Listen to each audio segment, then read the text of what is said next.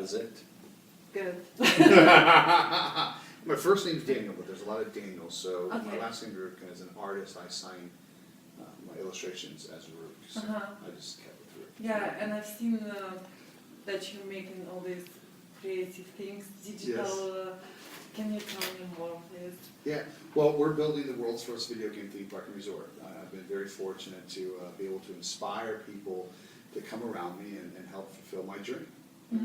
From the co-founder of Universal Studios Creative to the former president and CEO of Lucasfilms to one of the most powerful lobbyists in the state of Florida to one of the most connected people in the video game industry, kind of teamed up with me to build the world's first video game theme park and resort. How did you come up with this idea? It's an idea I've always had. I mean, well, as an artist, I've been professionally trained from the 3rd grade until I graduated from Ringling School of Art and Design in Sarasota, Florida. My first company was in 1993, and I focused on leading nightclubs and stage productions, and grew that into a marketing and advertising firm, jumped into the video game industry, and then combined all my loves and talents into a single focus called Game Nation. So that's kind of the professional, because I've kind of basically been around it. But a product of a divorce, living in Florida, I've been to Disney twice a year since, I think it was 1972, and I got 4 daughters. Wow. And I got 4 daughters, so I've been there 5 times this year so far. So it's natural. But, as a kid, I used to take jungle gyms and turn them upside down and hang them from the trees and charge kids candy to ride my most dangerous rides. But, that was my first role. People did lemonade stands. I built little theme parks in the back of my backyard as a kid. But, what really hit it for me was, my wonderful wife, blissfully married for, I think it's 17, 18 years now. And, we always examine where do we want to live next. Yeah. And since I have 4 daughters, I like gated communities, right? Yeah. Privacy and protection. But we've noticed at all the communities with golf courses, we don't live in one now, but it's a gated community, but it's more of a neighborhood, so we love it. We saw that, and there's a problem for me. And really, I couldn't figure out why that was a problem, because all the best locations were golf courses, and we're not a golfer. And, I don't know many people that want to live on a golf course. And since we've lived in our house, I think for about 10 years now, we knew this house would be in for a very long time. So we don't want to retire on a golf course. That's no fun. So then the question that really sparked this was, where do I park my flying car? Because I was promised a flying car.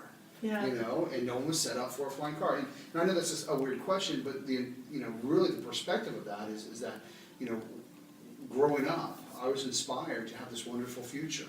Everybody that's come before us has inspired this awesome future, and it really hasn't happened, the way we envisioned it, at least. And so, again, we saw that there's nothing out there, so we said, what would we want? Maybe, and I'm a dreamer, so we said, okay, so what do we want to live?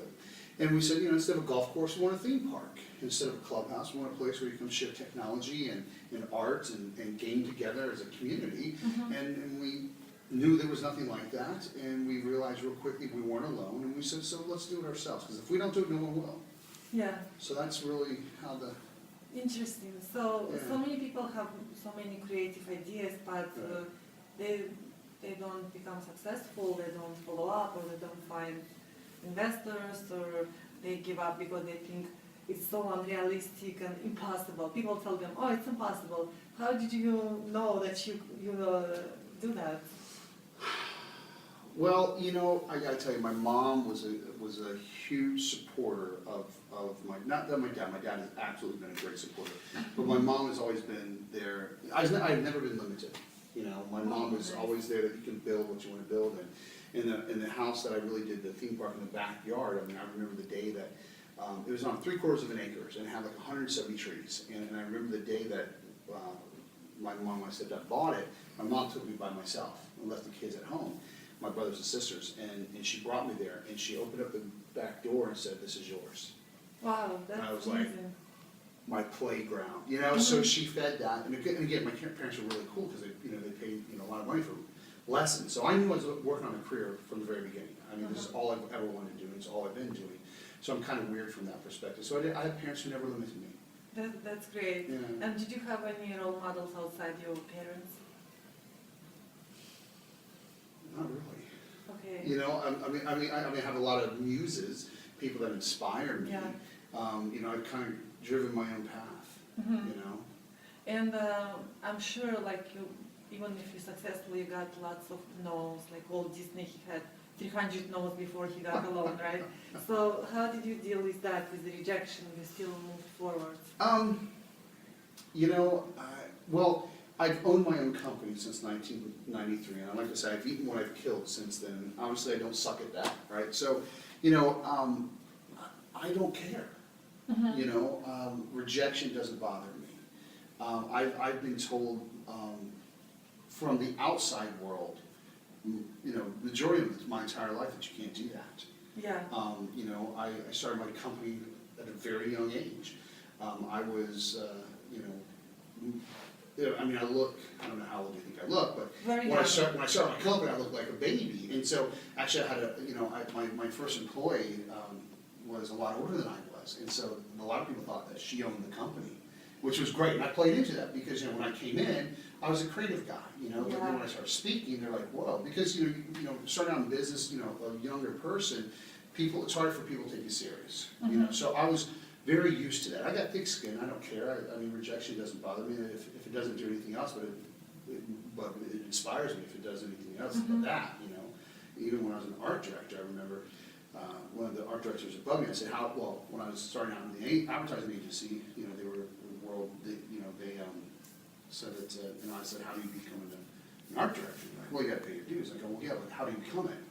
Because I've always been working towards a career. I want to know these things. I was a sponge, and I don't believe in paying dues. I was like, you know, I'm not going to pay those are your dues. You know, there's nothing stopping me. So, you know, I opened up my agency right away.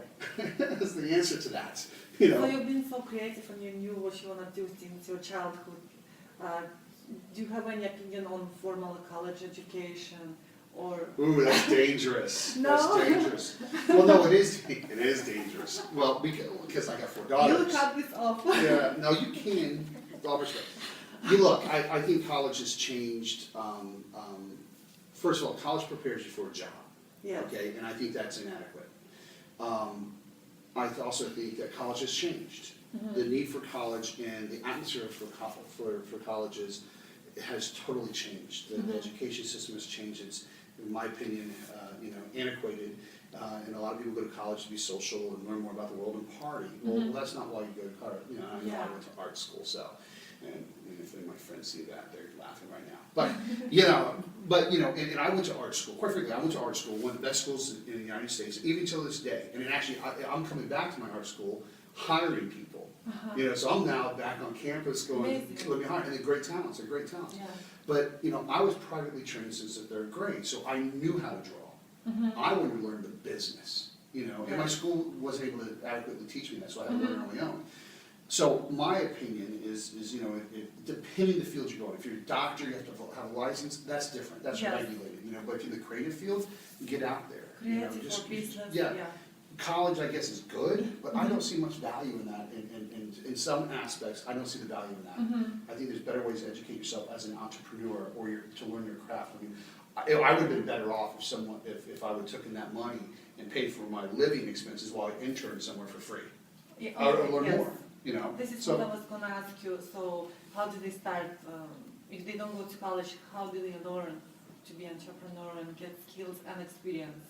Well, first of all, the best way to learn how to be an entrepreneur and get those skills is CO Space. COSpaceinternational.com is the only education format that I know that teaches real-world entrepreneurism. I mean, really, it's absolutely phenomenal. It has changed everything for me, and it's far better than any education I've ever gotten, you know. Okay, and if they can't afford that, do you think anything else? Like you said, I'll be honest with you.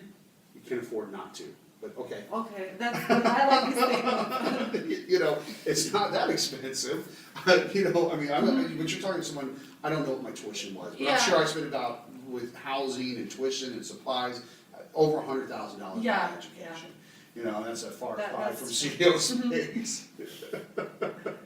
That's true. So guys, sign up for CO Space International. Well, that's the only organization out there that really teaches you authentically how to be an entrepreneur, and in a very cooperative way. And it's not that expensive. I mean, it costs money, and Yes. there's a value there, but for when you talk about all the other things that people do, it's not that expensive. It's not as expensive compared to other programs, and the fact that you've been wasting all that time, it's not that expensive, right? And you know, if you want to fast track your career or your dreams, I mean, how expensive is that not to?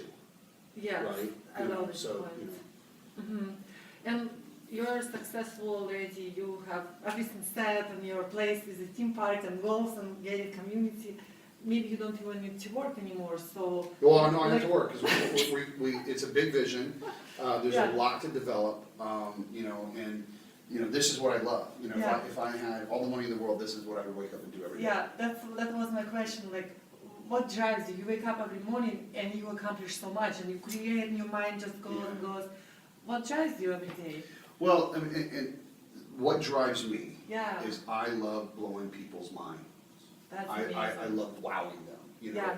whether it be my family, my kids, to the fans. I mean, that's what I live for. I love just shocking all of them with great quality experiences and art and, you know, technology. And would you name your website or how they can find and see Yeah. all yours? GameNationParks.com. GameNationParks.com. Thank Yeah, you. yeah. And your opinion is so different from just entrepreneurs that have a little bit more dry brain. You are more creative. Okay. Can you just tell, I don't know, in 1-2 sentences, something inspiring for people that Yeah. want to break through from middle class mindset to world class Well- mentality and achieve big things? Yeah, I think there's a couple perspectives, you know, well, clearly anything's possible, because I'm a nobody creating Yeah. something that's amazing, right? You know, I'm doing the impossible every day. And again, it's not just me, I'm just so blessed with such amazing, talented people that surround themselves around me. But, you know, I think the most important thing I would want to say is, well, you know, so I knew from the very beginning I wanted to be an artist. You know, I drew my first picture in kindergarten, and the class like was surrounding the table, hovered over me, and it freaked me out at first, but I realized I did something they didn't do, and I loved the attention. I shocked in all of them. I loved it. I shocked in all of them. And so when I started my art lessons, I knew I was working towards a career. And so, you know, because I knew right then I want to be an artist. Mom and Dad, I want to be an artist. I want to be an artist. And they finally said, yes, you know, obviously you didn't have talent. And then I hit middle school, and this thing called electives came up, you know, which meant I had the choice of music and computer classes and you know, workshop or wood shop or shop. And I was overloaded, because I was like a sponge. I was like, oh my gosh, because, you know, I was doing the visual art, you know, and I was like, I want to do it all. And it actually stressed me out, because I also didn't want to lose track of my career. You know, I wanted to try it all, but I knew I was going somewhere. And, you know, my mom, so awesome, she said, you're worried about the wrong thing. Do what you love, right, and then figure out how to make money with it. That's so great. Yeah, and so I did them all, right? And so I always do what I love. And the thing I concentrate on is how can I commoditize that? How can I make money with it? And that also, you know, kind of ties into, people always tell you, do what you love and the money flows and follows, Yes. or whatever. And that's not true. I mean, it absolutely is not true. Yeah. But I'll tell you, I think that there's something there that's very, very important. I believe that people, you need to do what you love. And the reason for that is, again, I've owned my own company since 1993. Out of all those years, I've gone home 3 days frustrated. That's it, 3 days, you know. And it's not because I'm that great, you know, but it's because I'm doing what I love. Yeah. My worst day is an amazing day, because I'm doing what I love. And so when you talk about not quitting and not giving up, if you figure out what you love, when it's really hard, it's not that hard, because I'm not digging ditches. I'm doing what I love, so you can't break me, you can't stop me. Does that make sense? Yeah. So I believe you need to do what you love, because that's the way you're unstoppable. Yes. And so many people are afraid to own their own business. They think that business will own them. They will have no weekends. They will have no family time. You know, when you run your business, sometimes you're just working 24/7. Is it the case with you when you just started, even now? Work is not my life. I live my work.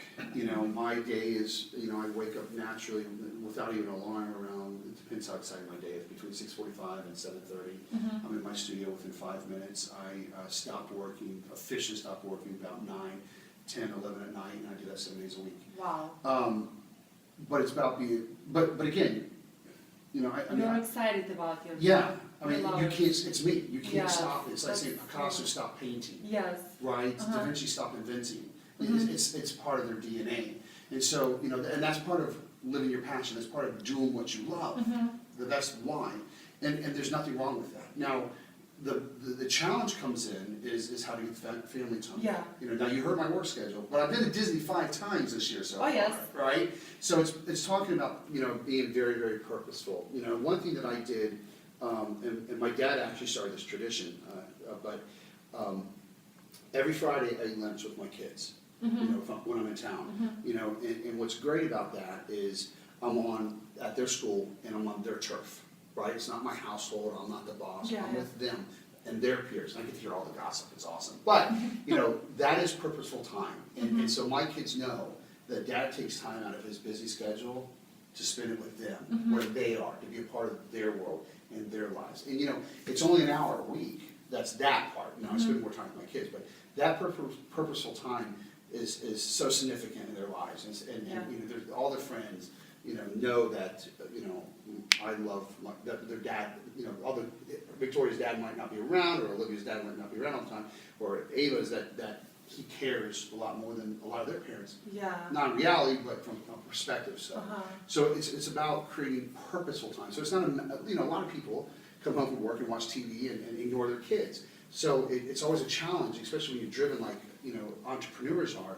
you know, is to make just as much, you know, fun time and purposeful time and being present.